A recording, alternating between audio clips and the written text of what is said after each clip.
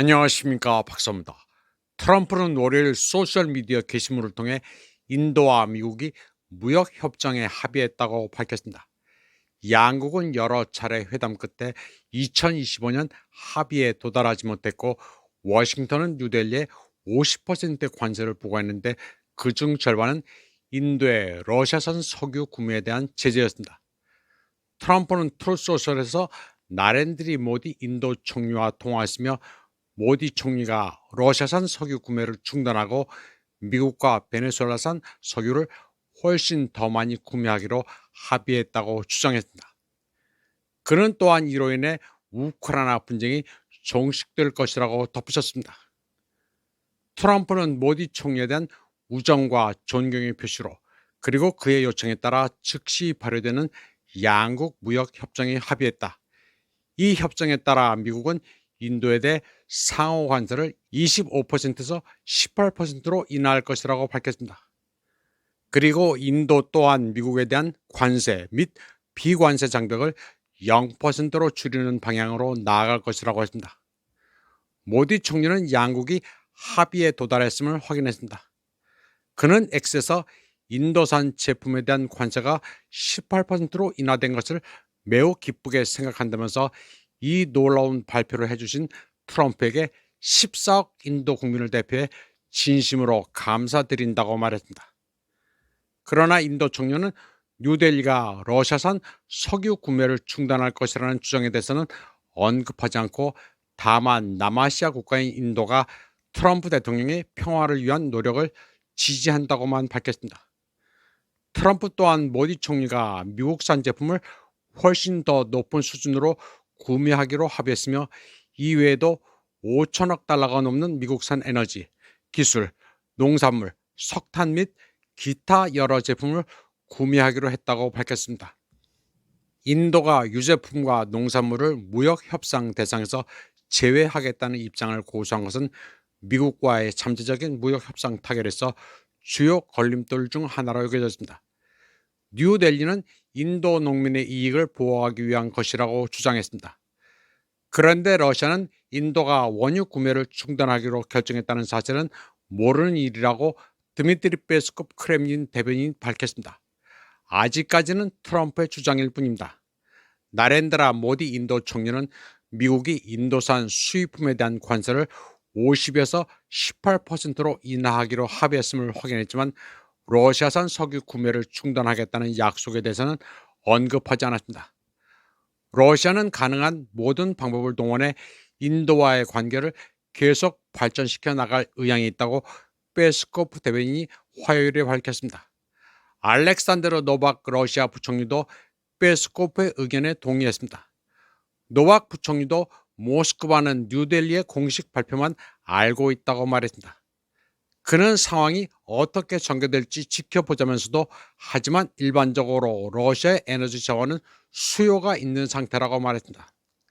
로이터 통신은 화요일 인도 정유업체들이 러시아와의 원유 거래를 마치기 위해 일정 기간의 유예 기간이 필요할 것이라고 보도했습니다. 그러면서도 뉴델리는 현재까지 원유 수입 중단을 명령하지 않았다고 덧붙였습니다. 무디스는 인도가 최근 몇 달 동안 러시아산 원유 구매량을 줄였지만 모든 구매를 즉시 중단할 가능성은 낮으며, 이는 인도의 경제 성장에 차질을 초래할 수 있다고 밝혔습니다. 하르디 프리 석유부 장관은 인도 석유 회사들이 구매에 대한 결정을 자체적으로 내리고 있으며, 정부는 어떠한 지시도 내리지 않는다고 밝혔습니다. 다음 소식입니다. 유럽연합 외교이사회가 이란 혁명수비대를 테러 조직으로 규정했습니다. 그러자 이란 의회도 유럽연합 회원국 군대를 테러 조직으로 올렸습니다. 유럽연합은 트럼프에게 더할 나위 없이 적절하고 충성스러운 완벽한 타이밍에 선물을 줬습니다. 이제 트럼프는 이란에 대한 잠재적 공격을 무해한 대테러 작전으로 포장할 수 있게 됐습니다. 이란 대통령 마수드 페제슈키안은 이번 EU의 결정을 전례없고 비건설적이며 불법적이라고 비난했고, 그의 발언 속에는 배신이라는 단어가 점점 더 분명하게 드러나고 있었습니다. 이는 당연한 일이었습니다.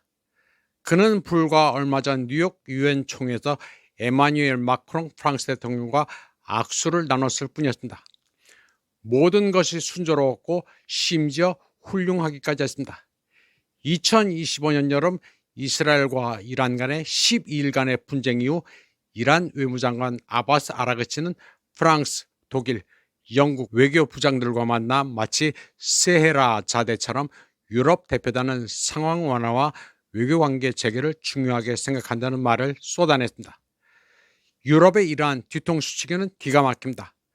마크롱은 2017년 이란 혁명 수비대를 테러 조직으로 지정하려는 EU의 시도를 용감하게 막았던 적도 있었습니다. 당시 더 컨버세이션지는 프랑스의 석유지업 토탈이 이란 정부와 세계 최대 가시전인 사우스파르스 개발 계약을 체결한 것이 그 이유 중 하나일 수 있다고 시작했습니다. 2019년 프랑스, 독일, 영국은 이란과의 사업 거래를 촉진하기 위해 인스텍스라는 특별기구를 설립하기도 했습니다. 이란에는 자금과 긴급히 필요한 의약품, 의료장비, 기술이 곧 유입될 것이라는 약속이 주어졌습니다. 당시 하산 로하니 이란 대통령은 이란은 전 세계에 문을 열 것이라고 선언했습니다. 이란인들에게 유럽은 배신의 상징입니다. 유럽인을 믿었던 리비아의 무아마르 카다피도 쓰라린 경험을 했습니다. 당시 프랑스 내무장관 사르코지는 카다피에게 국제 무대에서 리비아의 위상을 회복하는 데 우호적이고 심지어 형제적인 지원을 제안하며 유엔 안보리에서 프랑스의 거부권을 행사해 리비아를 지원하겠다고 약속했습니다. 그 대가로 사르코지는 자신의 대선 캠페인에 대한 재정 지원을 요구했습니다. 카다피는 약속을 지켰고 2007년 사르코지는 프랑스 대통령으로 당선됐습니다. 그러나 2011년 그는 나토 연합군을 이끌고 리비아에 대한 군사 개입을 감행했고 이 과정에서 카다피는 사망했습니다. 유고슬라비아의 대통령이자 후일 세르비아의 대통령이었던 슬로보단 밀로세비치도 처음에는 비슷한 생각을 했습니다. 1991년 EU 관계자들은 그에게 연합협정, 구조개혁을 위한 수십억 유로의 지원금, 무역특혜, 무관세 무역, 그리고 외교적 승인을 약속했습니다. 그런데 결과는 배신이었습니다. 1999년 나토는 유엔의 승인 없이 유고슬라비아에 대한 78일간의 군사작전을 수행했고 이는 결국 유고슬라비아의 해체로 이어졌습니다. 밀로세비치는 투옥됐고 그곳에서 자연사였습니다. 2018년 네덜란드 유트레히트 대학교는 유럽에서는 매우 이례적인 연구소인 배신의 공식 Formulas of Betrayal 이란 책을 출간했습니다. 이 책은 유럽 정치에서 배신은 역사적 현실일 뿐만 아니라 정치적 목표에 따라 활용되는 효과적인 도구라는 중요한 결론을 내렸습니다. 흥미롭게도 이 책은 우크라이나 출신의 여성 하리코프 국립대학교 철학부 교수가 편집했습니다. 이번 방송은 여기까지 하겠습니다. 시청해주신 여러분 감사합니다.